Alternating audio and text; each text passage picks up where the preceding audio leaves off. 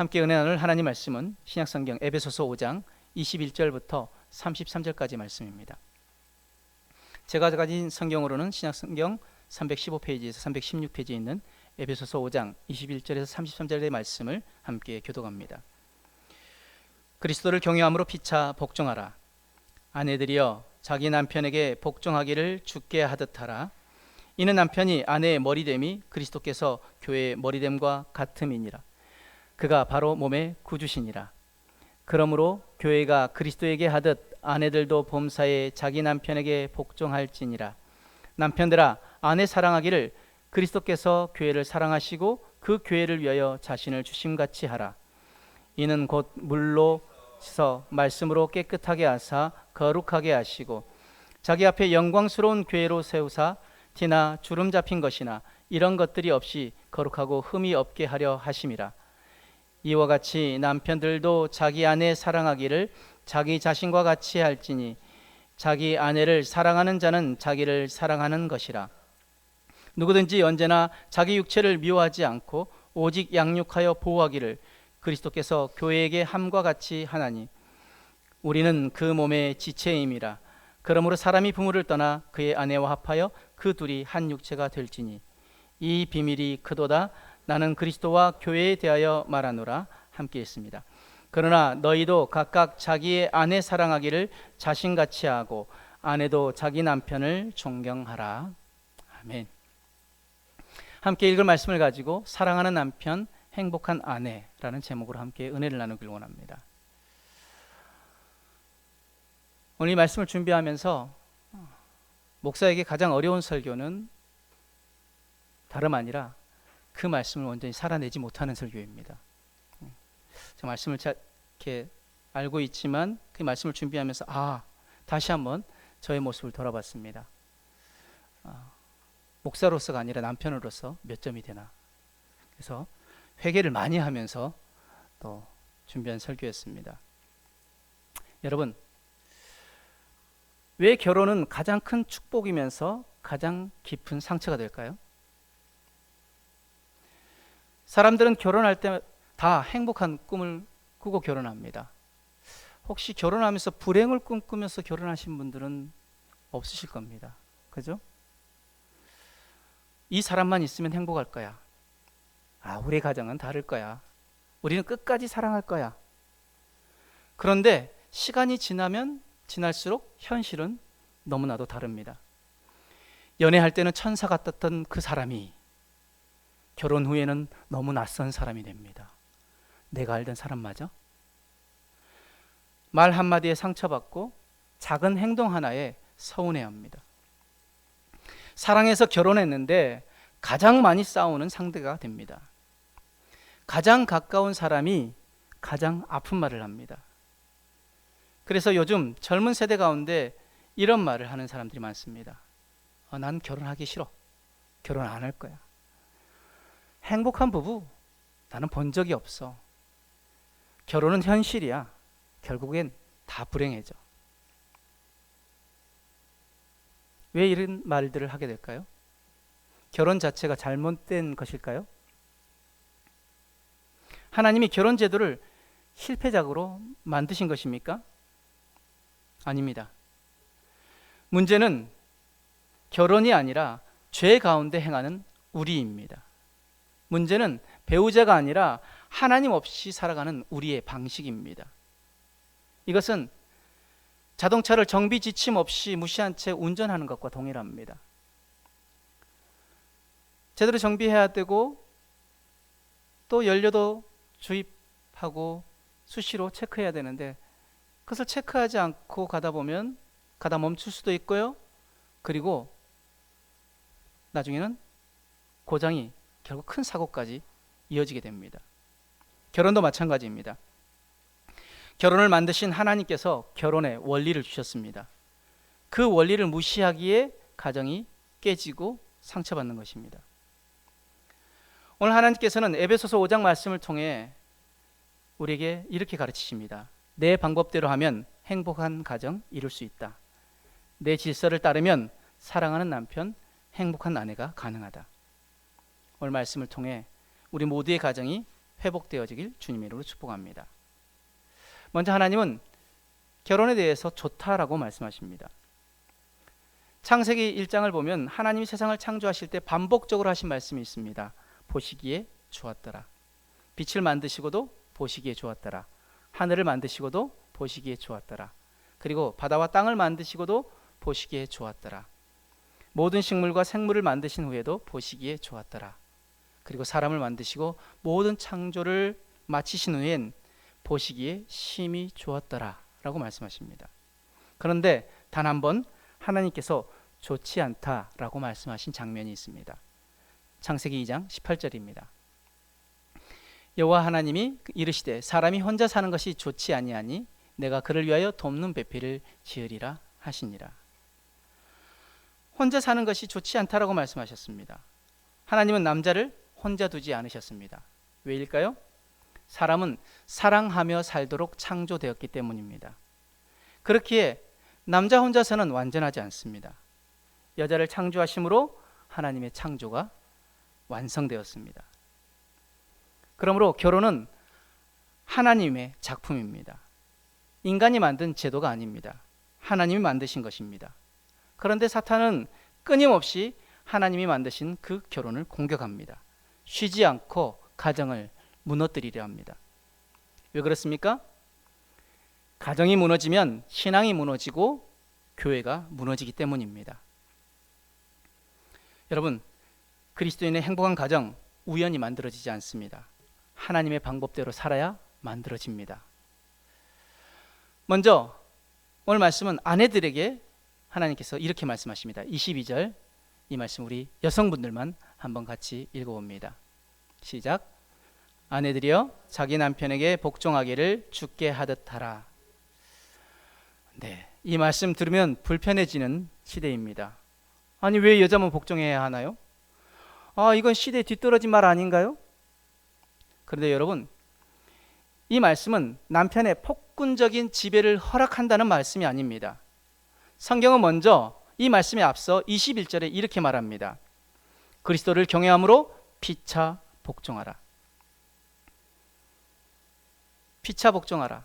즉 상대방에게 복종한다는 것은 상대방의 권위에 눌려 마지못해 하는 것이 아니라 스스로가 자기 자신을 상대방보다 낮추어 섬긴다라는 의미입니다. 즉 피차 복종하라는 말은 먼저 서로가 서로에게 낮아지라는 것입니다. 그 다음 역할의 질서가 나오는 것입니다. 그리고 중요한 것은 이 모든 명령의 시작이 어디냐는 것입니다. 18절 말씀입니다. 술 취하지 말라 이는 방탕한 것이니 오직 성령으로 충만함을 받으라. 당시 이방인들은 감정적인 기쁨을 얻고 근심에서 해방 얻기 위해서 그리고 신들과 깊은 교제를 나누기 위해서 술을 마셨습니다. 근데 그냥 적당히 마신 것이 아니라 취할 정도로 마십니다. 당시 술의 신인 바커스, 우리가 알고 있는 바카스의 원인데 그 바커스에게 제사를 드릴 때 춤과 노래와 음주와 그리고 환락이 동반되었고 그 제사가 절정에 이를 때 사람들은 황홀경에 빠져들었습니다.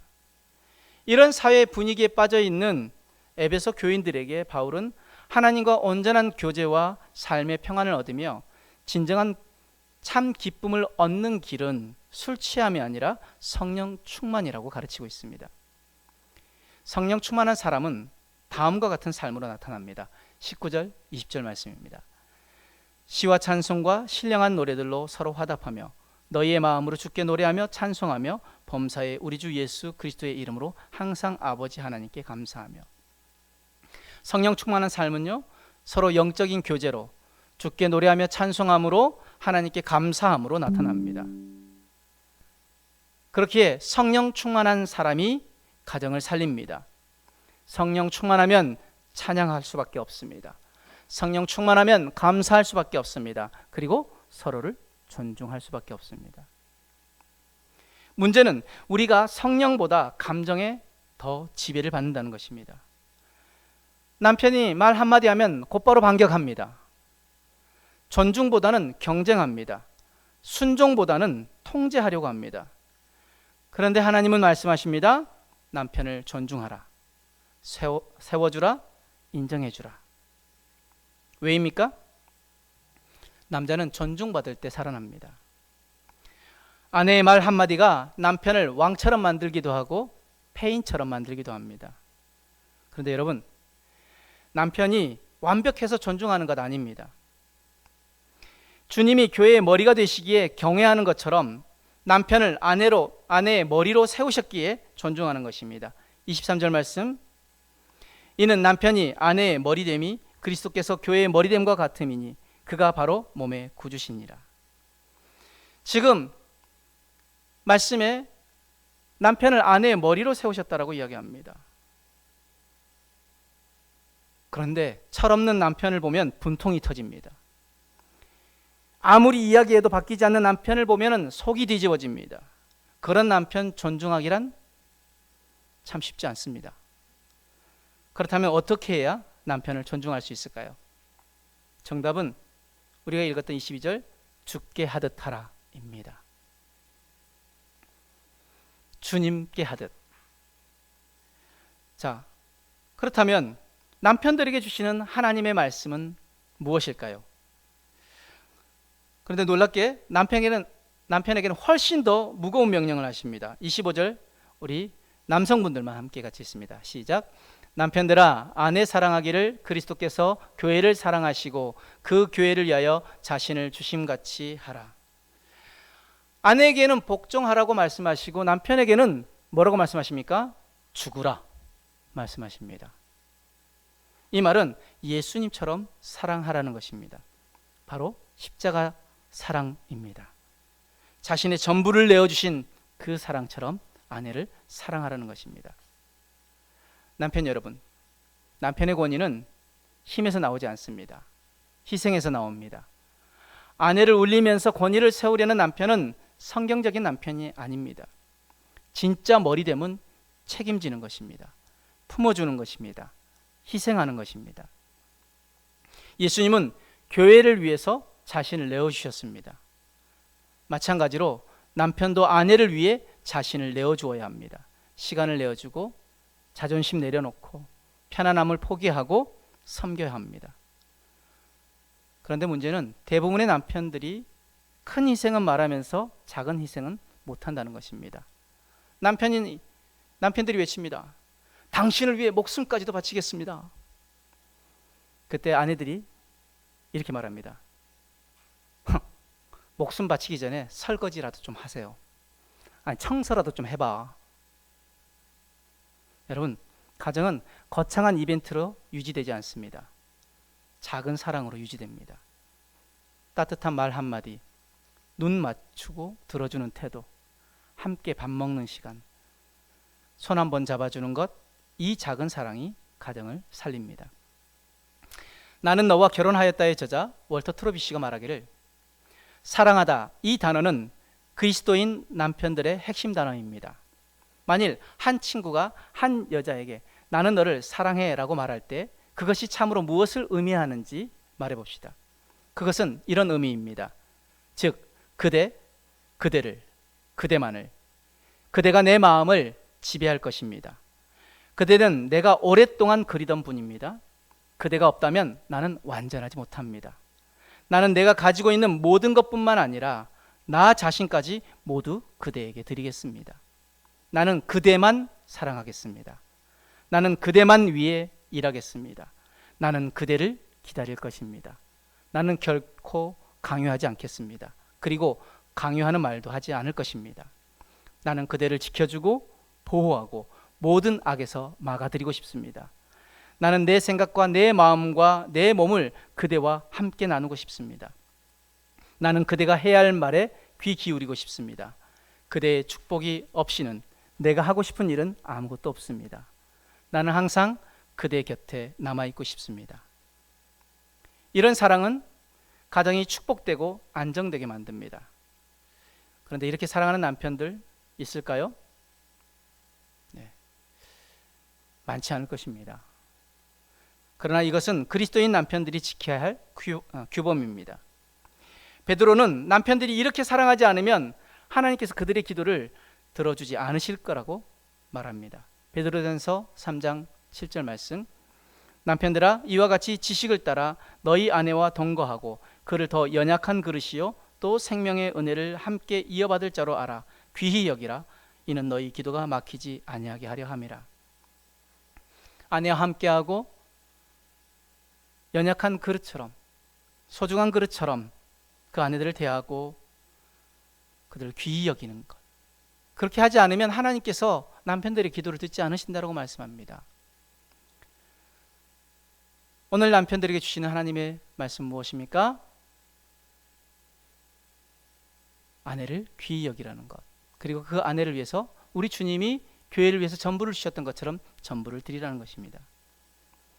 그렇다면 이제 우리 남편은 아내의 머리로 세우셨는데, 자 그렇다면 이렇게 이야기하는 분 계십니다. 아니 머리가 머리다워야 내가 좀 섬기지. 그래서 자신이 머리가 되려고 합니다. 그러면 여러분 그 가정은 엮이는 가정이 되어지는 것입니다. 남편을 머리로 세우셨다면 우리가 어떻게 해야 남편을 머리로 우리가 인정할 수 있을까요? 죽게 하듯. 그리고 아내는 그러면 가정에 무엇이 되느냐? 나는 무엇인가? 여러분 아내는 가정의 허리로 세우셨습니다. 남편을 머리로 세우고 아내는 가정의 허리로 세우셨습니다. 근데 허리 정말 중요합니다. 아무리 똑똑해도요, 아무리 잘나도요, 허리 무너지면 그냥 누워 있어야 돼요. 아마 여러분들 가운데 허리를 다쳐보신 분들이나 아니면 뭐 수술을 해보셨던 분들은 아실 겁니다. 저도 허리 디스크가 부러져 가지고 시술을 받았는데 아무것도 못합니다. 그냥 누워 있어야 돼요. 뭐 화장실도 못 갑니다. 여러분 그만큼 허리가 중요합니다. 마찬가지로 우리 아내들은 정말 가정에서 중요한 존재입니다. 여러분들이 무너지면요 다 무너지는 것입니다. 그렇기 때문에 우리 아내들 역할 정말 중요합니다. 우리 오창제일교회 우리 모든 우리 아내들은 정말 허리처럼 든든히 세워지길 주님으로 축복합니다. 그것을 위해서 무엇 해야 합니까? 성령 충만해야 합니다. 그리고 우리가 주님께 하듯 남편을 대해야 될 줄 믿습니다. 그리고 머리로 세우신 우리 남편들, 그렇다면 성경이 말하는 정말 믿음의 가장이 되어지기 위해서 남편들은 무엇을 해야 할까요? 첫 번째, 남편은 아내를 사랑해야 합니다. 25절 말씀 다시 한번 우리 남편들 있습니다. 시작. 남편들아 아내 사랑하기를 그리스도께서 교회를 사랑하시고 그 교회를 위하여 자신을 주심같이 하라. 여러분 사랑은 감정이 아닙니다. 결단입니다. 예수님 우리를 사랑하신 이유는 우리가 사랑스러워서가 아니라 사랑하기로 결정하셨기 때문입니다. 답지 못한데도 우리를 사랑하십니다. 결혼도 마찬가지입니다. 당신이 변하면 사랑할게. 이것이 아니라 내가 먼저 사랑하겠습니다. 이것이 복음입니다. 두 번째로 남편은 아내의 영적 성장을 책임져야 합니다. 26절 말씀에 이는 곧 물로 씻어 말씀으로 깨끗하게 하사 거룩하게 하시고, 예수님은 교회된 우리를 말씀으로 깨끗하고 거룩하게 만드십니다. 이처럼 남편은 단순히 돈을 벌어오는 존재가 아닙니다. 가정의 영적 분위기를 책임지는 사람입니다. 아내가 하나님께 더 가까이 나아갈 수 있도록 도와야 합니다. 자녀가 하나님을 사랑하도록 이끌어야 합니다. 그런데 많은 남편들이 집에서는 영적 리더십을 포기합니다. 교회에서는 존경받는 집사님인데 가정에서는 영적으로 침묵합니다. 가정에서 예배하는 모습을 보이지 않습니다. 기도 안 합니다. 말씀 안 읽습니다. 그러면서 가정이 행복하기를 바랍니다. 기억해야 할 것은 가정의 영적 공기가 탁하면 결국 관계도 병들어갑니다. 세 번째로 성경적 가장이 되려면 남편은 아내의 가능성을 세워줘야 합니다. 27절 말씀에 자기 앞에 영광스러운 교회로 세우사 티나 주름 잡힌 것이나 이런 것들이 없이 거룩하고 흠이 없게 하려 하심이라. 예수님은 교회를 짓밟지 않으십니다. 세워주십니다. 남편도 마찬가지입니다. 아내를 비난해서는 안 됩니다. 무시해서도 안 됩니다. 함부로 말해서도 안 됩니다. 말 한마디가 평생의 상처를 남깁니다. 반대로 격려하는 사람을, 그 격려의 말은 사람을 살립니다. 당신 정말 수고했어. 이 모든 게 다 당신 덕분이야. 당신은 내게 참 귀한 사람이야. 이 말이 아내를 다시 살아나게 합니다. 사랑하는 여러분, 행복한 가정은 저절로 되지 않습니다. 행복한 가정은 만들어가는 것입니다. 에드 휘트의 부부에게 드리는 사랑이 가득한 결혼 생활 중 최상의 결혼 생활을 위한 4가지 비밀을 에드 휘트가 말했는데, 그 4가지는 첫 번째 축복, 두 번째 세움, 세 번째 나눔, 네 번째 접촉입니다. 먼저 축복은 배우자를 위해 축복하며 기도해 주시길 바랍니다. 여러분, 배우자를 바꾸려 하지 말고 하나님께 맡기시길 바랍니다. 사람이 사람 쉽게 못 바꿉니다. 그러나 하나님 손에 맡겨지면 그 인생 바뀝니다. 성격도 바뀝니다. 두 번째, 세움. 여러분, 칭찬해 주시길 바랍니다. 우리는 너무 쉽게 비난하고 너무 인색하게 칭찬합니다. 칭찬은 고래도 춤추게 한다는 말이 있듯이, 여러분, 칭찬은 상대방을 살리게 되어집니다. 기억하십시오. 칭찬해 주십시오. 세 번째, 나눔. 함께 시간을 보내십시오. 그리고 함께 대화하십시오. 같이 웃어주시고 같이 배우시길 바랍니다. 부부는 함께 자라가는 것입니다. 마지막으로 접촉입니다. 손을 잡아주시길 바랍니다. 따뜻하게 안아주시길 바랍니다. 사람은 사랑받는다라고 느낄 때 살아납니다. 사랑하는 여러분, 행복한 가정은 환상이 아닙니다. 하나님의 뜻입니다. 문제는 우리가 하나님의 방법을 버렸다는 것입니다. 남편은 사랑보다 자기 중심적으로 살고, 아내는 존중보다 상처와 감정으로 반응합니다. 그래서 가정이 무너지고, 그래서 서로가 서로를 아프게 만듭니다. 하지만 오늘 하나님은 우리에게 말씀하십니다. 내 방법으로 돌아오라. 남편이 아내를 예수님처럼 사랑하기 시작하면 아내는 꽃처럼 살아납니다. 아내가 남편을 존중하기 시작하면 남편은 책임감 있게 변합니다. 가정은 싸움터가 아니라 회복의 장소가 되어야 합니다. 오늘 말씀을 통해 하나님께서 우리 가정을 다시 세우시기를 축복합니다. 사랑하는 남편, 행복한 아내, 이 말이 희귀한 말이 아니라 우리의 현실이 되기를 주님의 이름으로 축복합니다. 아멘. 오늘 말씀 붙잡고 그렇게 행복한 가정을 온전히 만들어가기 위해서 내가 남편을 온전히 섬기며 또 아내를 사랑하는 그런 남편이 되어지기로 결단하신 분들은 가슴 위에 손 얹으시기 바랍니다. 마음에 소원이 있다면 소원을 담아 가슴에 손 얹으시고, 아픈 부위 있다면 아픈 부위에 손 얹으시기 바랍니다. 기도하겠습니다. 사랑과 은혜 하나님, 이 시간 저들 어느선 저들 가슴 저들의 삶을 축복하여 주옵소서. 오늘 우리의 모든 가정들을 회복시켜 주시옵소서. 그동안 배우자에게 상처 주었던 말과 행동을 회개합니다. 이제부터 남편은 아내를 그리스도처럼 사랑하게 하시고, 아내는 남편을 주 안에서 존중하게 하여 주옵소서.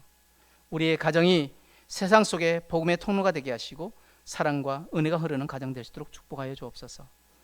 오늘 마음에 손을 담고 주 앞에 나가는 우리 모든 사랑하는 성도들, 저들의 기도에 응답하여 주시고 하나님의 때에 하나님의 방법으로 이루어 주시며, 그것을 통하여 세상 가운데 하나님이 살아계심을 증거할 수 있는 믿음의 삶 될 수 있도록 축복하시며, 연약한 부위에 손 얹고 기도합니다. 주님 채찍에 맞음으로 우리가 나음을 입었다는 약속의 말씀을 붙잡고 선포합니다. 이 시간 주 예수 이름으로 명하노니 사랑하는 성도들 머리끝부터 발끝까지 안과 밖에 오장육부 신경세포 뼈마디 모든 세포 조직의 역사는 더러운 질병은 예수의 이름 앞에 온전히 치료되고 회복될지어다.